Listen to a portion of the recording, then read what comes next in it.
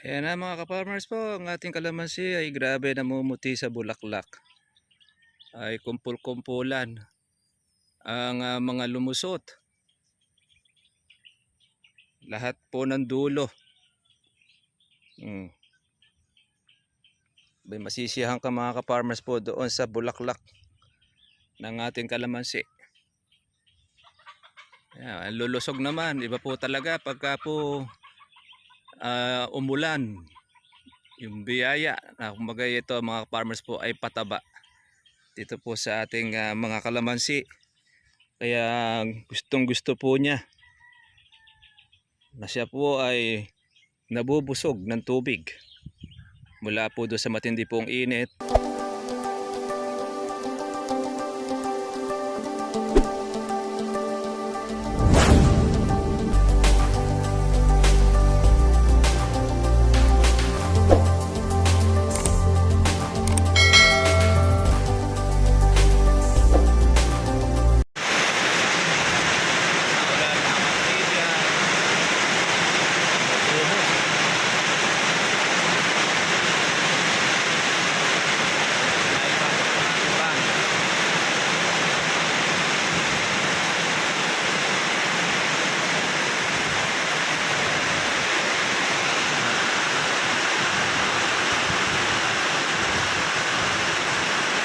Hindi yung init, kaya naman malakas sa ulan.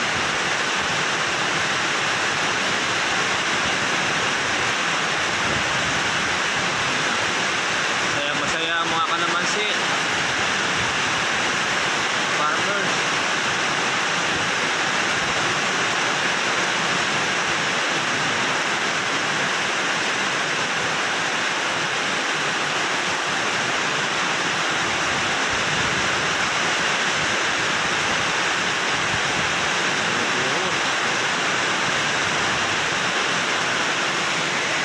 Tayong papaya.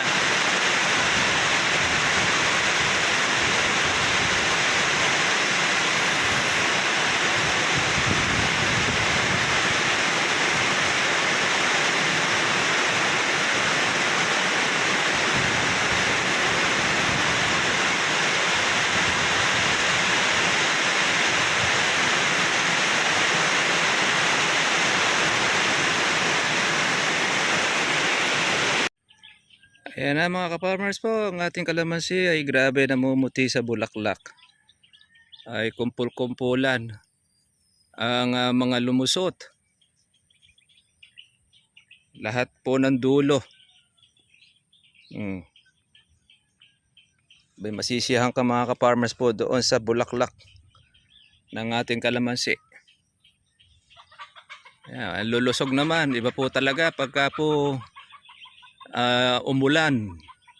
Yung biyaya na kumbaga ito mga farmers po ay pataba dito po sa ating mga kalamansi. Kaya gustong gusto po niya na siya po ay nabubusog ng tubig mula po doon sa matindi pong init. Ayan o, grabe ang bulaklak, sobra, nakakatawa naman. Ito mga farmers, mapapansin niyo wala tayong mga insekto po na makikita. Malinis, maganda ang kanyang pagka-bloom. Ibig sabihin ay halos ang majority nito ay tutuloy. Ako kabanguhan, mga ilang araw pa ito sigurado para itong mga farmers po ng mga popcorn pagka bumulaklak, namumuti siya. Baga sa kawan ay galit na galit. Yan. Meron rin tayo pong maliliit na mga bunga. Meron rin po tayong paalakihin. At syempre, meron rin tayong mga bulaklak. Sagana. Kaya ganyan po ang ating kalamansi mga ka-farmers.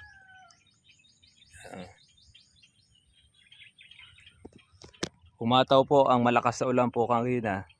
Kaya eto, yung pong mga dahon ng ating kalamansi ay mga nakalaylay. Yan. Bulaklak pa lang po ay nakabayok na siya.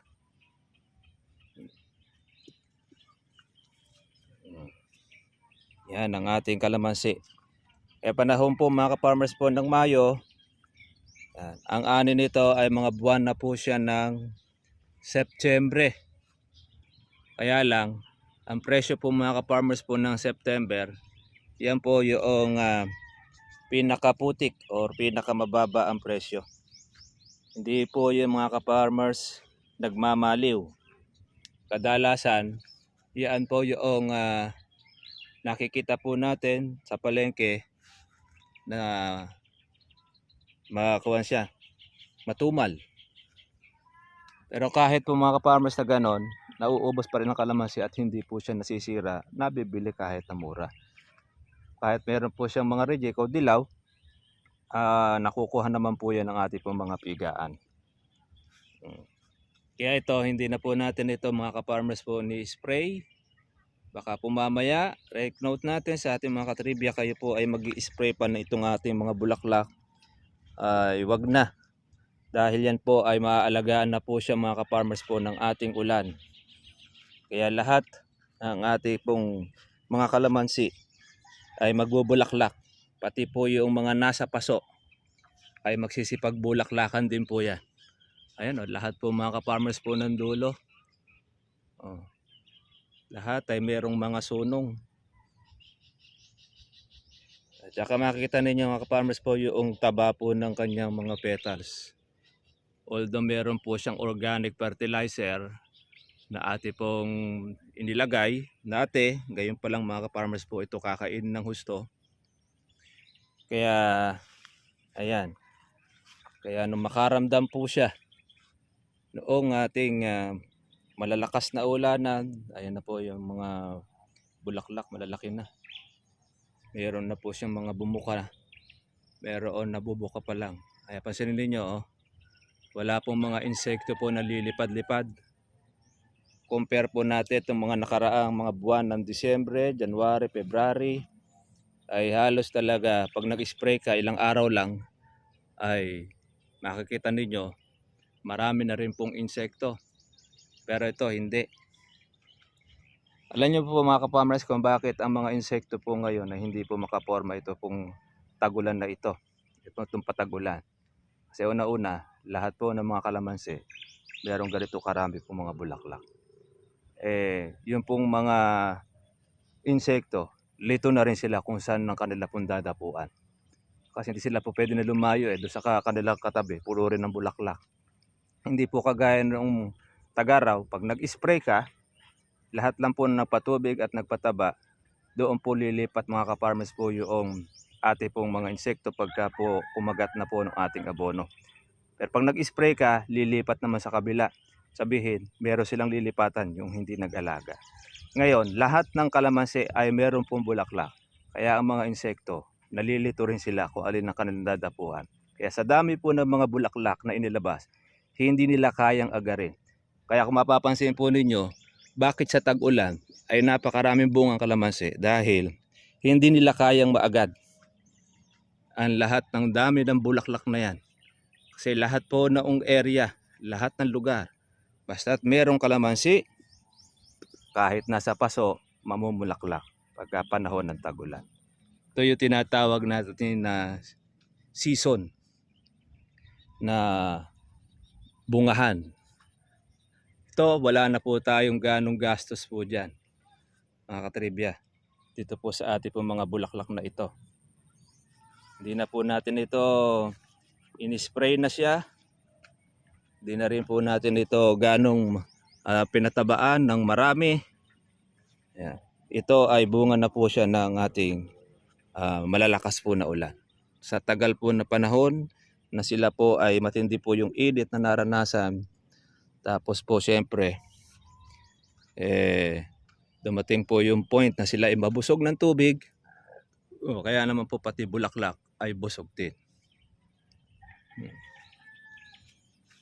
Ang bango po ng mga bulaklak mga ka-farmers. Grabe. Kaya lang pagka po umani ito ng August at saka po itong September, huwag po tayong aasa na ito ay medyo magiging mataas ang presyo. Dahil alam nyo na, kapag ka po marami po ang mga bunga ng kalamansi, expected mo na yan, bababa po ang presyo on demand. Pero pagka konti ang bunga ng kalamansi, ay expected mo na yan, yan po ay tataas. Pero yung first week po ng August, tsaka second week, medyo mataas pa po yan dahil naabutan na tayo ng crisis po ng kurudo, yung pagtaas po ng kurudo. Kaya may possible po na yan ay mataas. Pero itong ating September, hindi po natin yan na sure na ito ay magiging mataas ang presyo. Pero ganun pa man, ano man po ang maging presyo po niya ng ating pong bulaklak na ito, hindi naman na tayo masyado pong ganong masasaktan na po dyan dahil wala na po tayo marami po ritong mga gastos. Hindi na po tayo kagaya ng dati na mag-i-spray ng 2 beses sa isang linggo. Hindi na tayo kagaya po mga ka-farmers na kung saan ay gagamit pa ng marami pong mga foliar dahil yung pong ulan po natin na ito ay isang napakagandang foliar na dahil napakataba sa ating pong halaman. Kaya pansinin niyo, pati damo matataba basta't umulan po ng Mayo. Yan po ang palatandaan na yung talagang kalikasan. Pag yan po ang nag-alaga sa ating halaman, maganda po ang naidudulot. Although po na meron tayo pong pataba rin sa ating ilalim, yung pong iba nating organic na hindi po nalusaw, ngayon ay makakain na rin po nila. Ang update lang po natin mga ka-farmers po doon sa ating pong kalamansi ay nanatili po siya sa 1,300. Pero kung isang araw, 1,400 po yung pitas, ngayon ay 1,300. Pero ganun pa man, mataas pa rin po yung presyo ng kalamansi po na ito. Yan. Sa ibang area, pagka po wala pong kalamansi, maabot po yun na 1,500. 1,400. Depende doon po sa sitwasyon. Ngayon, pagdating po doon sa Visayas, saka po sa Mindanao, di na po natin alam kung magkano po ang lakaran po dyan sa inyo pong area. Pero tayo dito sa parte po natin na kinukuhanan, 1,300. Kaya lang, pag dumaan po sa ahente, syempre, may patong ng ahente. Papasa ng 1,400 or 1,500. Kaya kumikita yung mga middleman. Ayan, meron tayong mga maliliit po na mga buko, mga bulaklak. Kaya hindi po tayo mapapatlangan. Lahat po nung buwan, meron tayo ma-harvest. Meron tayo mga ka-farmers po na biglang harvest. Yan na nga po yung September. Diyan naman po pumapasok po ang mga pigaan. Kumukuha po sila ng mga libo-libo pong daang red bag o libo-libong red bag para sila po ay mag-imbak ng kanila pong pipigain. Dahil pag panahon kasi ng mahal ng kalamansi, di sila makakabili. Kaya mag-i-stock po ang mga pigaan ng kalamansi sa panahon po na mababa ang presyo. Halimbawa gaya ng buwan ng September. Kaya kahit nayaan po ay kunin po ng pigaan, wala rin tayo magiging problema. Kagandahan po nun, hindi po masasayang ang bunga ng kalamansi. Tapos hindi po siya magkakahinugan dahil marami pong bumibili. Paano mga ka-farmers, yun lang po ang ating pong update po ngayong hapon. Kumusta na po kayong lahat? Isa pong maulang araw ngayon. At kita-kita na po tayo bukas para sa susunod po natin pong vlog.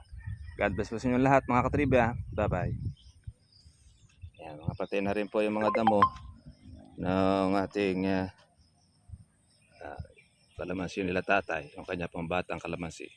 Bumawi na rin po yung kanyang mga bata. Marami na rin pong supang ng mga dahon.